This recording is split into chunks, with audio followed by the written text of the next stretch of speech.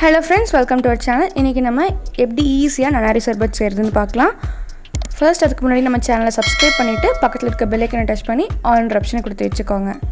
நம்ம இன்னைக்கு கடையில வாங்கக்கூடிய நன்னாரி சர்பத் டேஸ்ட்லயே பண்ண போறோம். சோ சப்ஜா சீட்ஸ், பாதாம் பிசின் இதெல்லாம் ஆட் பண்ணுவோம். இதுல ஆட் பண்ற எல்லா ingredients-ஓட லிங்க்குமே நான் வந்து description-ல தந்திருக்கேன். Flipkart link and Amazon link தந்திருக்கேன். சோ செக் பண்ணி பார்த்துட்டு வேணும்னா நீங்க வாங்கிக்கலாம். இப்போ நான் வந்து Flipkartல ஆர்டர் பண்ணி வாங்கியிருந்த சப்ஜா சீட்ஸ் தான் யூஸ் பண்ண போறேன். உங்களுக்கும் வேணும்னா அந்த Flipkart லிங்க் வந்து description-ல தரேன். நீங்க வேணும்னா செக் பண்ணி பார்த்துட்டு வாங்கிக்கோங்க.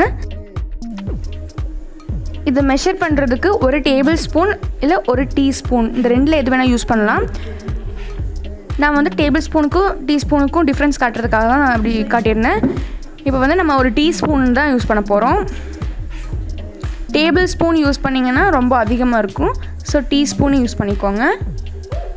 உங்களுக்கு அதிகமாக வேணும்னா மட்டும் டேபிள் ஸ்பூன் யூஸ் பண்ணிக்கோங்க. இப்போ 1 டீஸ்பூன் சப்ஜா சீட்ஸ் ஆட் பண்ணிக்கிறேன். இப்போ இது கூட தண்ணி சேர்த்துட்டு ஒரு 10 மினிட்ஸ் ஊற வைக்கணும். 1 டீஸ்பூன் சப்ஜா சீட்ஸ்க்கு 1/2 கப் தண்ணி சேர்க்கணும்.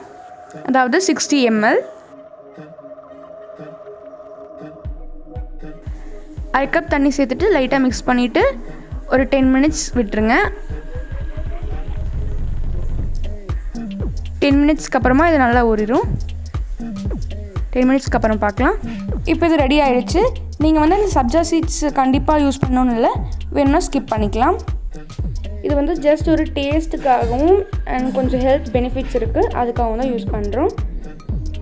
நெக்ஸ்ட்டு பாதாம் பிசின். இது வந்து எல்லா சூப்பர் மார்க்கெட்லேயும் இருக்கும். பாருங்கள், குட்டி குட்டி ஸ்டோன்ஸ் மாதிரி இருக்கும். இதில் ஒரு 5-6 ஸ்டோன்ஸ் எடுத்துகிட்டு அது கூட கொஞ்சமாக தண்ணி சேர்த்துக்கோங்க. கொஞ்சமாக தண்ணி சேர்த்துட்டு ஒரு நைட் ஃபுல்லாக வச்சு எடுத்திங்கன்னா மார்னிங் ரெடி ஆயிரும். அப்படி இல்லைன்னா நீங்கள் ஃப்ரிட்ஜ்குள்ளே வச்சுட்டிங்கன்னா கொஞ்சம் சீக்கிரமாகவே ரெடி ஆயிரும். பாருங்கள் எப்படி வந்திருக்குன்னு, இந்த மாதிரி ரெடி ஆயிரும். இந்த சப்ஜா சீட்ஸ், பாதாம் பிசின் இது எல்லாமே நம்ம கடையில் வாங்கும்போதும் போட்டிருப்பாங்க. அதுக்காக தான், அந்த டேஸ்ட்லேயே வரணுங்கிறதுக்காக தான் நம்ம வந்து இதெல்லாம் ஆட் பண்ணுறோம். நீங்கள் வந்து வீட்டில் செய்யும்போது இதெல்லாம் ஸ்கிப் பண்ணிக்கலாம். இப்போ வந்து ஒரு பெரிய பாத்திரத்தில் 3 கிளாஸ் வாட்டர் ஆட் பண்ணிக்கிறேன். உங்களுக்கு எவ்வளோ வேணுமோ அவ்வளோ ஆட் பண்ணிக்கலாம். இப்போ வந்து இந்த மாதிரி ஒரு ஸ்பூன் எடுத்திருக்கேன், ஒரு பெரிய ஸ்பூனாக எடுத்திருக்கேன். இது 3 டேபிள் ஸ்பூன்ஸ் மெஷர் பண்ணோன்னா இதுக்கு ஈக்குவலாக இருக்கும். அந்த ஸ்பூனில் 1 ஸ்பூன் நன்னாரி சர்பத் ஆட் பண்ணியிருக்கேன். அது கூட கொஞ்சம், அந்த 1 ஸ்பூனுக்கும் கொஞ்சம் கம்மியாக லெமன் ஜூஸ் ஆட் பண்ணிக்கிறேன். ஒரு 1/2 லெமனோட ஜூஸ்.